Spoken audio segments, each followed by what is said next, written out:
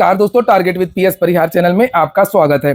आइए शुरू करते हैं और देख लेते हैं कि आज के समाचार पत्रों में विद्यार्थी जीवन से संबंधित कौन कौन सी सूचनाएं हैं। तो वीडियो को जल्दी से लाइक कर दें, शेयर कर दें और जिन छात्रों ने चैनल को अभी भी सब्सक्राइब न किया हो तो जल्दी से सब्सक्राइब कर लें ताकि आप लोगों को इसी प्रकार की ऑथेंटिक अपडेट से सबसे पहले मिलती रहें। आगे बढ़ने से पहले एक सूचना है उन विद्यार्थियों के लिए जो विद्यार्थी इलाहाबाद हाई कोर्ट की भर्ती ग्रुप सी और ग्रुप डी की तैयारी कर रहे हैं। वे सभी अभ्यर्थी चक्षु प्रकाशन की इस बेस्ट बुक को ले सकते हैं। आपको पता होगा कि हाई कोर्ट की भर्तियों के लिए समय बहुत कम है।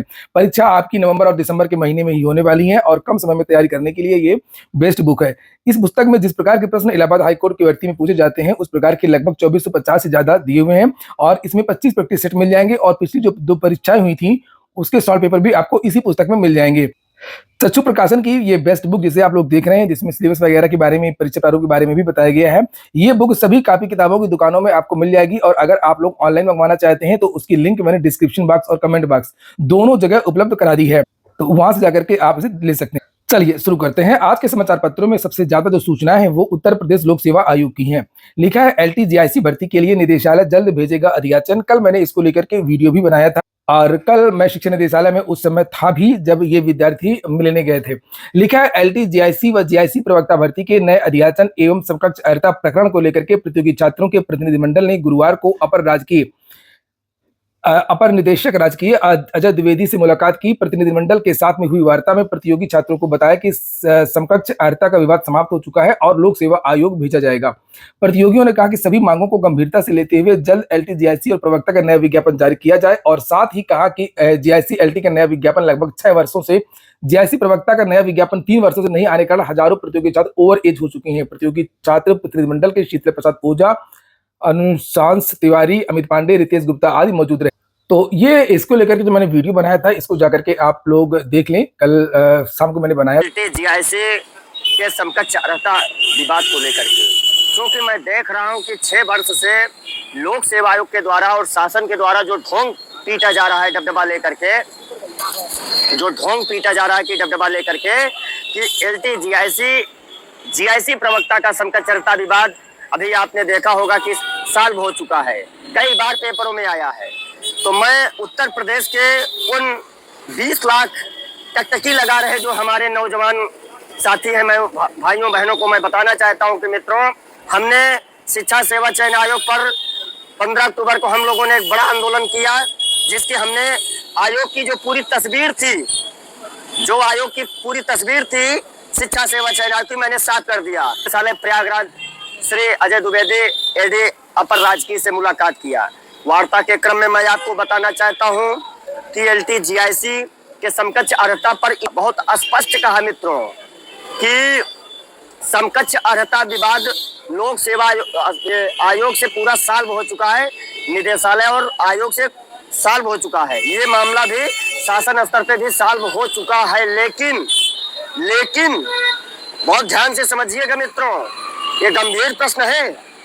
लेकिन उन्होंने शब्द कहा, हमने कहा तो सर बताइए विज्ञापन आना चाहिए, फिर जो अधियाचन नया है इसको भी भाई हमने तो सोचा कि पुराने जो अधियाचन है और जो नया अधियाचन है दोनों को मिला के भेजा जाए सर लोक सेवा आयोग, ताकि LTGIC प्रवक्ता 2024 का जो नया विज्ञापन आना है एक बड़ी भर्ती हो, चूंकि BEd नौजवानों के लिए इस समय कोई वैकेंसी है नहीं। समझ रहे हैं कि नहीं? तो हमने कहा सर वास्तव में जो उसकी तस्वीर है वो क्या है LTGIC प्रवक्ता के समकक्ष अर्हता भी। तो उन्होंने बताया कि बेटा मीटिंग जो है जो कैबिनेट की होगी उसमें जो प्रस्ताव पारित होगा उसके बाद ही शासन लोक सेवा आयोग को एक लव लेटर भेजेगा, जो नाखून से पत्र शासन वाले लिख करके लोक सेवा आयोग को भेजेंगे, तभी जो है LTGIC प्रवक्ता का विज्ञापन आना संभव है मित्रों। इसको लेकर के अन्य समाचार पत्रों में भी जानकारी दी गई है। तो और अगली जो सूचना है वो भी लोक सेवा आयोग की है। लिखा है सीधी भर्ती के 109 पदों के लिए आवेदन शुरू। उत्तर प्रदेश लोक सेवा आयोग ने विभिन्न विभागों में 109 पदों पर सीधी भर्ती के लिए गुरुवार को विस्तृत विज्ञापन जारी कर दिया है और इसके साथ ही ऑनलाइन आवेदन शुरू हो गया है। ऑनलाइन आवेदन शुल्क बैंक में जमा करने ऑनलाइन आवेदन की अंतिम तिथि 18 नवंबर है। वहीं ऑनलाइन आवेदन में सुधार, संशोधन और शुल्क जमा करने की अंतिम तारीख 25 नवंबर निर्धारित की गई है।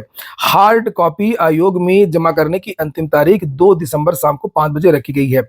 इसमें पद कौन कौन से हैं आप लोग केवल वो देखिए। इसमें लिखा है उच्च शिक्षा विभाग में कुल सचिव के 4 पद, लोक निर्माण विभाग में सहायक वास्तुविद के 7 और प्रशासनिक सुधार विभाग में निरीक्षक राजकीय कार्यालय के 2 पद शामिल हैं। वहीं उत्तर प्रदेश आयुष यूनानी में लेक्चरर अरबी के 1 पद और प्रोफेसर निस्वा व कबालत इल्मुत अतफाल और तशरीहुल बदन के 3 पदों पर भर्ती होनी है। इसके अलावा उत्तर प्रदेश आयुष आयुर्वेद विभाग में रीडर यानी उपाचार्य, काय चिकित्सा, कौमार भर्त्य, रचना शरीर, क्रिया शरीर, द्रव्य गुण, अंगल तंत्र एवं विधि आयुर्वेद, रोग निदान, स्वास्थ्य वृत्र, प्रसूति तंत्र और स्त्री रोग शल्य तंत्र, शाला के तंत्र और संहिता संस्कृत सिद्धांत के 36 पदों और प्रोफेसर आचार्य के 19 पदों पर भर्ती होगी।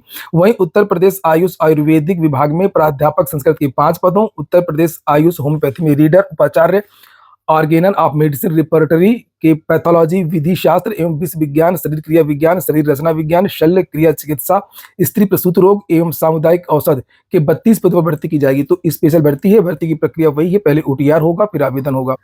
अभी एक लोक सेवा आयोग की एक और सूचना है, उसकी भी चर्चा करेंगे बाद में, पहले इसको देख लीजिए। जूनियर भर्ती को लेकर के दिया गया है। पुरानी भर्ती थी 2013 में आई थी 29,334, उसके जो रिक्त पद रह गए हैं 1755, वो पद उन पदों पर भी भर्ती हो सकती है। आगे भर्ती की प्रक्रिया वो बढ़ेगी।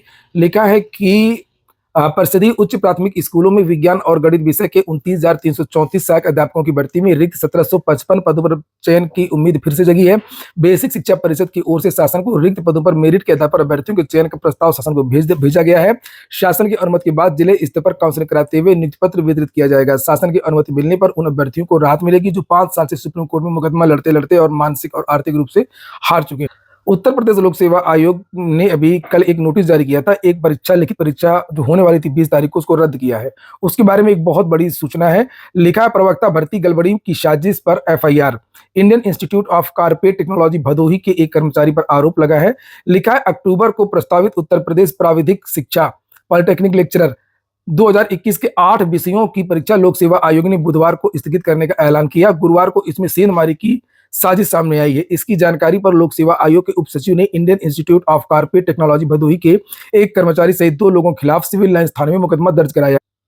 इस बीच उत्तर प्रदेश लोक सेवा आयोग में की भर्तियों में भ्रष्टाचार की बहुत सारी जो जानकारियां हैं, चर्चाएं हैं, वो हो रही हैं। आपने देखा होगा कि आरओ एआरओ का जो पेपर है वो लीक हो गया। पीसीएसजे में बहुत सारे छात्रों की कापियां बदली गई और उसका भी मामला कोर्ट में गया, दोबारा रिजल्ट जारी करना पड़ा। तीसरा मामला बड़ा पॉलिटेक्निक भर्ती का है, जिसके बारे में आज के समाचार पत्र में जानकारी दी गई है। तो ये एक बहुत ही गंभीर प्रश्न है कि इतनी बड़ी संस्था और वहां पर इस तरीके के आरोप और चीजें निकल करके आ रही हैं। फिलहाल यहाँ पर मुकदमा दर्ज कर दिया गया है और पुलिस आगे जो है वो जांच कर रही है। मामला ऐसे खुला कि Indian institute of carpet technology Bhadohi के जो निदेशक हैं राजीव कुमार वार्ष्णेय, 14 अक्टूबर को ही इन्होंने आयोग को एक ईमेल भेजा था जिसमें वॉइस रिकॉर्डिंग वगैरह कुछ जो साक्ष्य हैं वो इन्होंने लोक सेवा आयोग को दिए थे और उसमें वहां के कर्मचारी था राजीव वर्मा और उसकी आवाज है और उसके वजह से फिर ये एफआईआर हुई और ये परीक्षा भी रद्द की गई। और इधर भ्रष्टाचार के आरोप, नए नए खुलासे हो रहे हैं लोक सेवा आयोग में और दूसरा लोक सेवा आयोग परीक्षा भी नहीं करवा पा रहा है। लिखा है आयोग पर संशोधित परीक्षा कैलेंडर जारी करने का दबाव। यूपीपीएससी के कैलेंडर में अब दिसंबर तक केवल 2 परीक्षाएं प्रस्तावित हैं। उत्तर प्रदेश लोक सेवा आयोग ने अक्टूबर में प्रस्तावित 2 परीक्षाएं स्थगित कर दी हैं। अब आयोग के कैलेंडर में दिसंबर तक केवल 2 परीक्षाएं ही प्रस्तावित हैं। दिसंबर में प्रस्तावित आरओ एआरओ प्रारंभिक परीक्षा के टलने के आसार हैं। ऐसे में आयोग पर संशोधित परीक्षा कैलेंडर जारी करने का दबाव है। आयोग ने 27 अक्टूबर को प्रस्तावित पीसीएस प्रारंभिक परीक्षा 2024 को औपचारिक रूप से स्थगित करने की घोषणा कर दी है। वहीं 20 अक्टूबर को होने वाली उत्तर प्रदेश प्राविधिक सेवा परीक्षा 2021 को भी स्थगित कर दिया है। आयोग के वर्ष 2024 के परीक्षा कैलेंडर में अब 17 नवंबर को वैज्ञानिक अधिकारी स्क्रीनिंग परीक्षा 2023 और 22 दिसंबर को आरओ एआरओ प्रारंभिक परीक्षा प्रस्तावित है। तो इसमें बार बार यही लिखा है कि अब आरओ एआरओ में भी संकट आ गया है। लिखा है कि एक माह में 2 बड़ी परीक्षाएं कैसे हो सकती हैं। यहाँ पर ये देखिए लिखा हुआ है, चूंकि पीसीएस के बारे में जो नोटिस जारी हुई है उसमें यही कहा गया कि पीसीएस दिसंबर के महीने में होगी। अभ्यर्थी चाहते हैं कि जो आयोग है वो सभी परीक्षाओं को लेकर के स्थिति साफ करे कि कब आरओ एआरओ की परीक्षा होगी और कब पीसीएस की परीक्षा होगी या अन्य परीक्षाएं जो स्थगित हुई हैं वो परीक्षाएं कब होंगी। अगली सूचना नई जूनियर भर्ती को लेकर के भी है। आज विद्यार्थी शिक्षा सेवा चयन आयोग में एक धरना प्रदर्शन करेंगे, ज्ञापन देंगे और मांग करेंगे कि जिस तरीके से सभी विभागों में नई भर्तियां आती हैं उसी प्रकार से 6 to 8 की भर्ती भी आए। और चूंकि इसमें नियमावली में बदलाव किया गया है और इसमें पूरे का पूरा जो है वो प्रमोशन होता है, जो 1 to 5 के टीचर होते हैं उनको प्रमोट कर दिया जाता है। और कुछ ऐसे विद्यालय हैं जहां पर टीजीटी के शिक्षक पढ़ा रहे हैं या एलटी के शिक्षक पढ़ा रहे हैं, जबकि टीजीटी के जो शिक्षक होते हैं वो कक्षा 9 और 10 की कक्षाएं लेने के लिए उनकी नियुक्ति होती है। और इसी तरीके से जो एलटी के जो टीचर होते हैं वो भी कक्षा 9 और 10 की कक्षा लेने के लिए उनका चयन किया जाता है, मगर ये सारे लोग जो हैं वो जूनियर को पढ़ा रहे हैं। कुल मिलाकर के जूनियर में नई भर्ती हो, इसकी मांग को लेकर के विद्यार्थी आज शिक्षा सेवा चयन आयोग में धरना प्रदर्शन करेंगे। यूजीसी नेट का भी परिणाम जारी कर दिया गया यहाँ पर, जिसे आप लोग देख सकते हैं। जिन विद्यार्थियों ने परीक्षा दी हो वो लोग जाकर के इसे देख सकते हैं। आज के वीडियो में इतना ही। ये हो गया आज का वीडियो। पूरा वीडियो सुनने के लिए बहुत बहुत धन्यवाद।